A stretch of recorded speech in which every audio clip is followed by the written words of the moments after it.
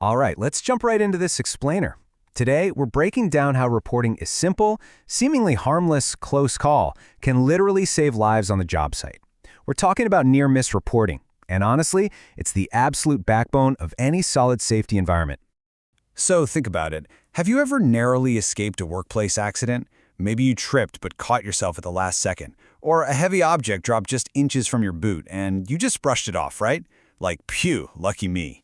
But what actually separates that totally normal lucky day from a total disaster? A lot of the time, it's just a fraction of a second, or a single inch. And that brings us to our core concept for today. A near miss is fundamentally a close call. An unplanned event did happen, but thankfully nobody got hurt, nobody got sick, and zero property was damaged. But, and this is the absolute key here, it had the clear potential to do all of those things. So, here's our quick roadmap for today. We'll cover 1. What is a near miss? 2. Good catch versus near miss. 3. The safety pyramid. 4. Real-world examples. 5. Filing a report. And finally, 6. Fostering a safe culture. All right, Section 1. What is a near miss? Defining close calls. You really can't have an effective reporting system unless everyone on your team is on the exact same page. OSHA actually defines a near miss as an incident or a slight shift in time or position of the employee could have easily resulted in damage or injury. Think about that for a second.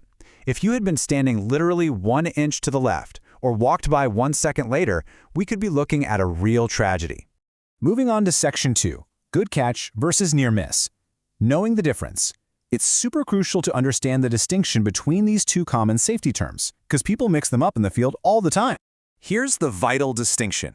A good catch is when you spot a hazard, say an uncovered hole in the floor, and you secure it before anything happens. You prevented the event entirely. A near miss, on the other hand, that's when someone accidentally kicks a tool down that uncovered hole. The tool falls, smashes into the floor below, but thankfully hits nobody. The event happened, but you were just lucky enough to dodge the consequences. Okay, Section 3, the safety pyramid, or Heinrich's 1931 model. This is where it gets really interesting, because we're going to look at the actual math connecting everyday minor incidents to major workplace fatalities. Down at the very bottom of our pyramid, you typically have an estimated 300,000 unsafe acts or conditions in any given environment. These are your foundational hazards, right? The everyday, routine risks that unfortunately just get ignored. Now let's move up a level and see how this builds. Those 300,000 unsafe conditions eventually bubble up to cause roughly 30,000 near misses and minor first aid events.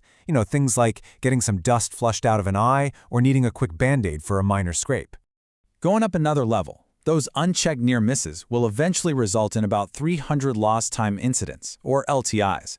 This is where a worker is involved in an incident and gets so injured they literally cannot return to work the following day. Above that, the numbers shrink to 30 serious disabling events. We are talking life-altering accidents here, like a worker stepping backward off a flatbed truck and completely shattering their legs. And finally, right at the peak, all of this results in one tragic fatality. This pyramid proves exactly why we're talking about this today. Maximizing the reporting of those 30,000 near misses down at the bottom directly minimizes the major incidents, and ultimately, it prevents that one fatality at the very top. That brings us to Section 4, real-world near-miss examples, learning from close calls. Let's look at some very specific examples that actually happen on job sites and the vital lessons we can pull from them. And as a quick aside, when you're sharing these kinds of examples with your own team, try to use colorful, attractive slides to really hold the viewer's attention and make the safety message stick. So every single near miss is basically a lesson waiting to be learned.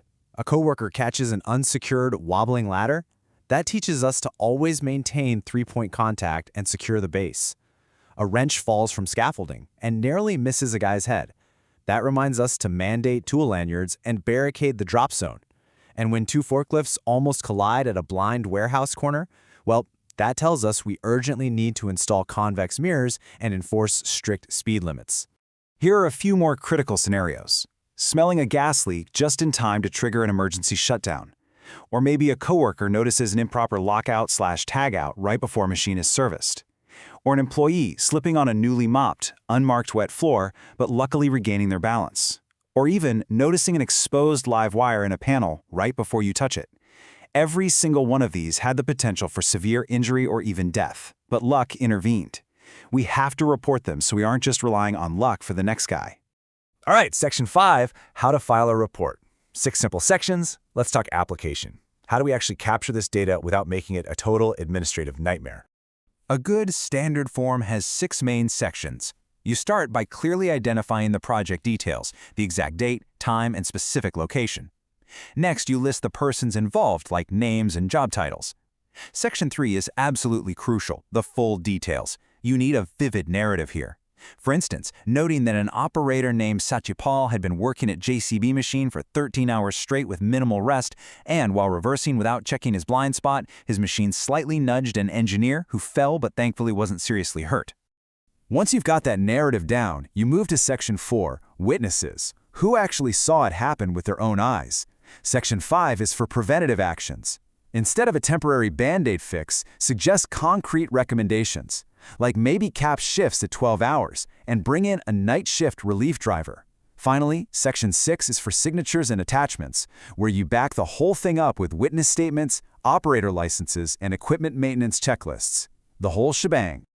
Finally, Section 6, fostering a safe culture beyond the paperwork. Because let's be real, a report is absolutely useless if it's just going to sit in some dusty filing cabinet. The entire philosophy of safety management is finding the root cause, whether that's a lack of supervision, inadequate training, or unsafe tools, and correcting those hazards early on.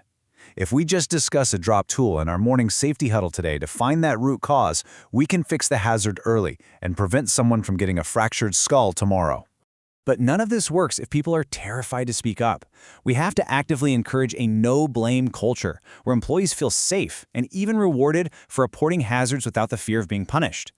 So I'm going to leave you with this one final thought. Will you be the one to step up and report a near miss today to ensure your coworker actually goes home safe tomorrow?